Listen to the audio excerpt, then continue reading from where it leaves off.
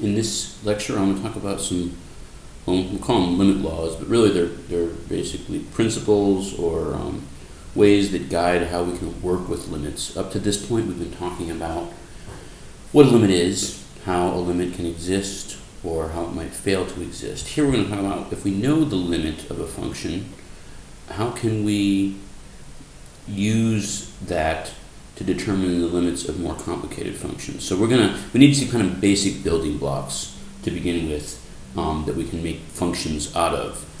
So for example, a constant, right? So I take the limit as x approaches c of some constant k, right? So graphically, what we're looking at, this is x, and here's y. We just have a horizontal line, right? That's the horizontal line, y equals k. It could be any number.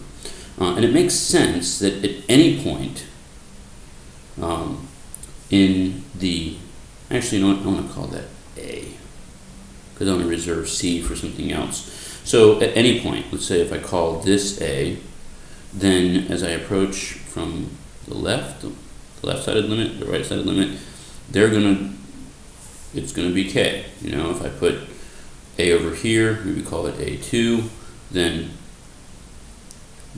from the left and to the right, the y value is going to be k. So it doesn't matter where you are on the x-axis. If you approach any point on the x-axis, then the limit of this is going to be k. So basically, the limit of a constant is just the constant regardless of where you're at on the x-axis.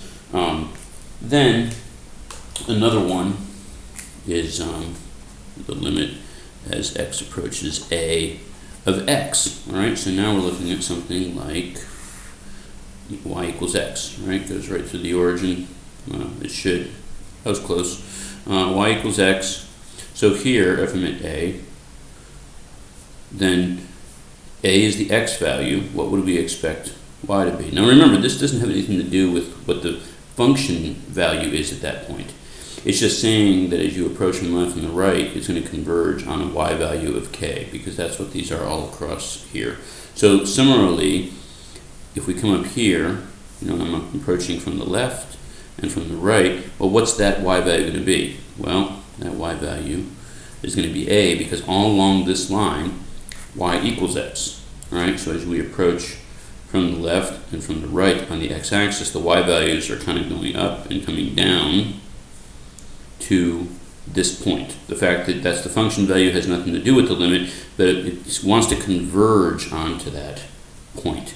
And the fact that I chose this point for a is completely arbitrary, right? I could have chosen this for a, maybe call it a2, and then over here I would have a2, or a3. So over here I would have a3. So as you converge here on the x, it converges to a2 on the y, converges to a3 on the x, and it wants to converge to a3 in terms of the y values. All right. So what we say is the limit as x approaches a of the function f of x equals x is just a. The function value will just always be the same as whatever the x value is that you're approaching. So this gives us some basic building blocks, because then I can, this gives us some basic building blocks once we can put things together. So for example, I'd like to know the limit, let's let f of x equal, 2x. All right, well, what's the limit as x approaches, let's say 3 of 2x? Well, we don't know, because that's a combination of these two, right? It's a constant times x. All right, so we need some laws here, some rules for how we could evaluate this limit. All right, so that's what I'm going to go through very quickly next. This is pretty straightforward, so I'm not going to belabor the point. So let's say the limit as x approaches a of f of x equals some limit L1, all right?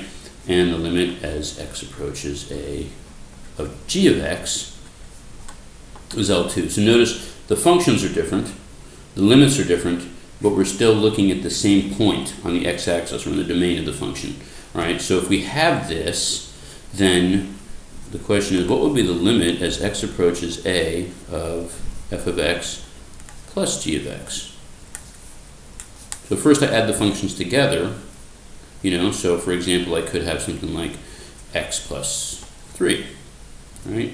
Well, that's just going to be L1 plus L2. So what this is saying is that the limit of the sum is the sum of the limits. So if I were to say, for example, limit as x approaches 2 of this, then I would have the limit as x approaches 2 of x plus the limit as x approaches 2 of 3. And we go back to what we had here. Limit of a constant is the constant, and the limit as x approaches a of x is just a. So this is going to be 2, that's going to be 3, so we get 5. All right. The other thing I'll add here, this also works for subtraction, so I'm going to say plus or minus, and we could just as well write this as x minus 3. I'm not going to go through that. Limit as x approaches a of f of x times g of x.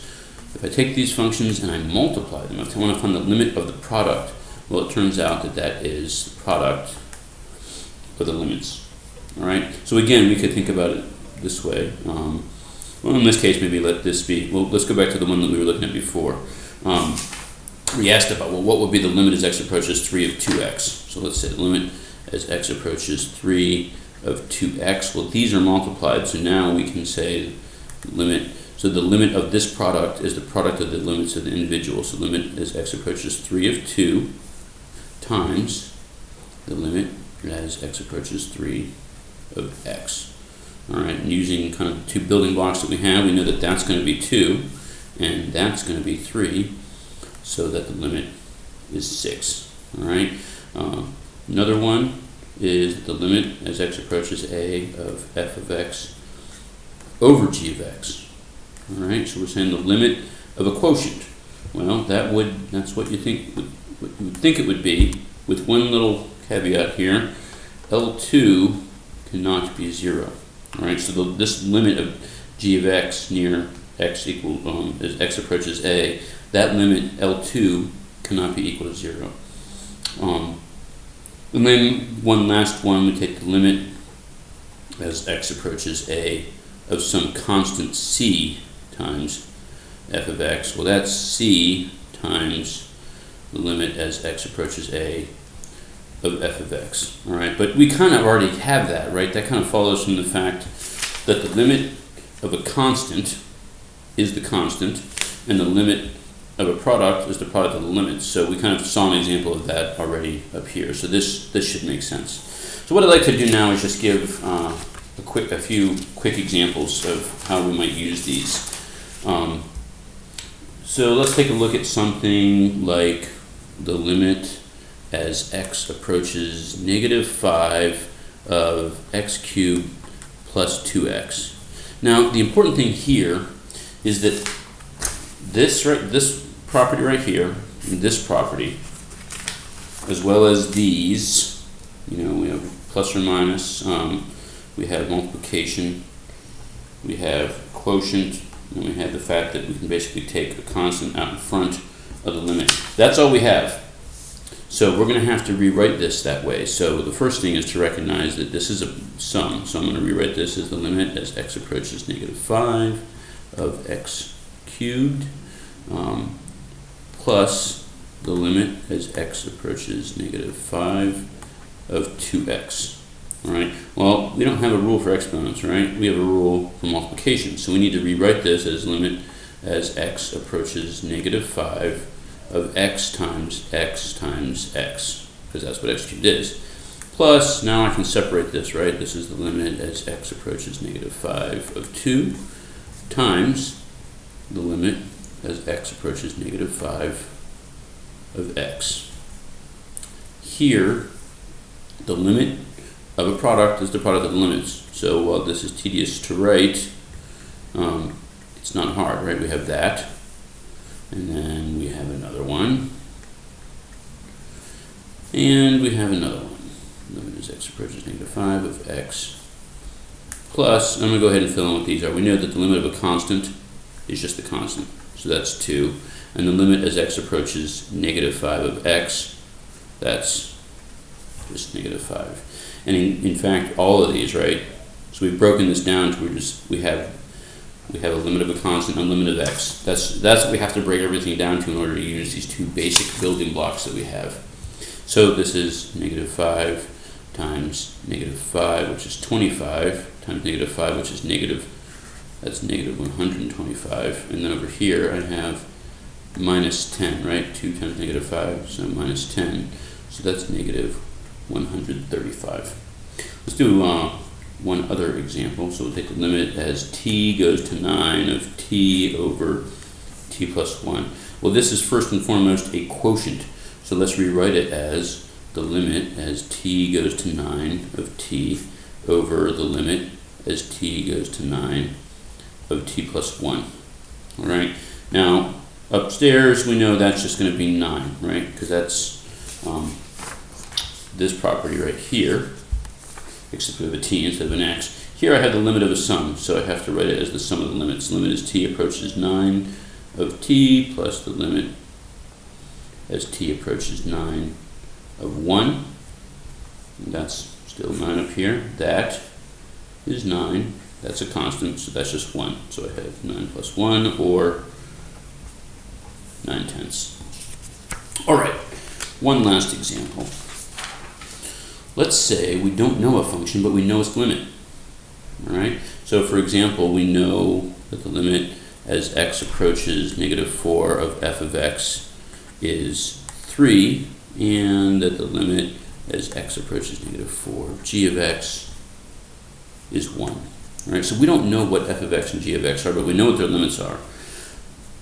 That will be sufficient for us to determine something like the following. The limit as x approaches negative 4 of 2 f of x plus 3 g of x. We have to use our rules for limits though, right? So first, this is the limit of a sum. So let's rewrite it.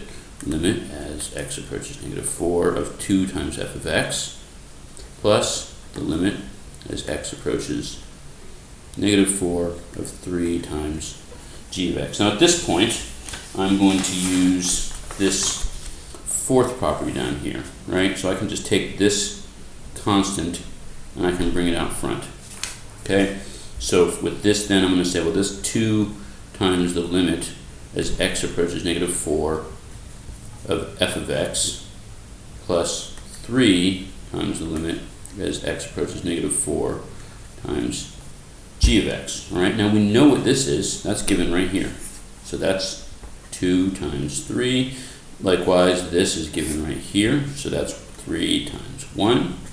Right, so that's 6 plus 3, which is 9. One last important note that I should have mentioned at the beginning, but we've kind of seen this throughout. When we look at, in order for any of these to apply, these limits must exist. This is meaningless if we don't know that these limits exist. Right, so if you look at this example we just did here, we knew that the limit of f as x approaches negative 4 was 3, and that the limit as x approaches negative 4 of g was 1. These limit laws or these rules for working with limits only apply if the limits exist.